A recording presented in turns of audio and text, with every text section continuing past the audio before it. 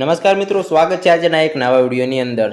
તો મિત્રો, આજે આપણે વાત કરવાની છે અમદાવાદ 7 ડે સ્કૂલની અંદર જે ઘટના બની તેની વિશે। તો દર્શક મિત્રો, આપણી આ નવી ચેનલ છે તો ચેનલને સબસ્ક્રાઇબ કરીને બેલ આઇકોન ઓન કરવાનું ભૂલતા નહીં અને વિડીયો સારો લાગે તો વિડીયોને આગળ શેર કરવાનું ભૂલતા નહીં। તો મિત્રો, વિડીયોમાં છેલ્લે સુધી બન્યા રહેજો। તો દર્શક મિત્રો, તમે જાણો છો કે 19 ઓગસ્ટના રોજ 7 ડે સ્કૂલની અંદર વિદ્યાર્થીની હત્યા થઈ હતી, જ્યાં દર્શક મિત્રો મૃતક વિદ્યાર્થી ધોરણ 10માં ભણતો હતો અને તેની શાળામાં ભણતો ધોરણ 8માં ભણતો વિદ્યાર્થી ધોરણ 10ના વિદ્યાર્થીની હત્યા કરી હતી। આ ઘટના આખા અમદાવાદમાં ચર્ચાનો વિષય બન્યો છે અને અમદાવાદની અંદર તમામ સ્કૂલો બંધ કરાવી દીધી છે અને આ ઘટના પૂરા અમદાવાદની અંદર ડરનો માહોલ બની ગયો છે। અને આ ઘટના બાદ આ વિદ્યાર્થી મોટા પાયે અંતિમ યાત્રા નીકળી હતી, જેની અંદર 2000થી પણ વધુ લોકો સામેલ હતા અને જ્યારે અંતિમ યાત્રા સ્કૂલથી બહાર પહોંચી ત્યારે વાતાવરણ ખૂબ જ તંગ બન્યું હતું।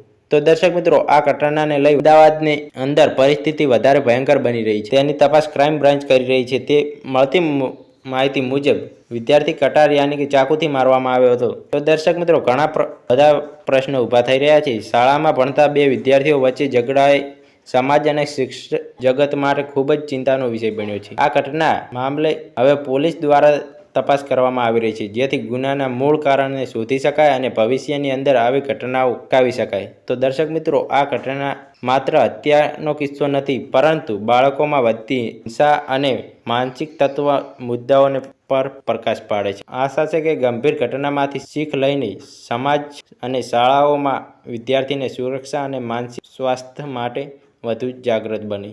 તો દર્શક મિત્રો, આજનો આ વિડીયો સારો લાગ્યો હોય તો વિડીયોને આગળ શેર કરજો અને ચેનલ પર પહેલીવાર આવ્યા તો ચેનલને સબસ્ક્રાઇબ કરીને બેલ આઇકોન ઓન કરવાનું ભૂલતા નહીં। અને આ ઘટનાને લઈ તમારી કિંમતી માહિતી કમેન્ટની અંદર જરૂરથી બતાવો। તો મિત્રો, મળીએ એક નવા વિડીયો સાથે।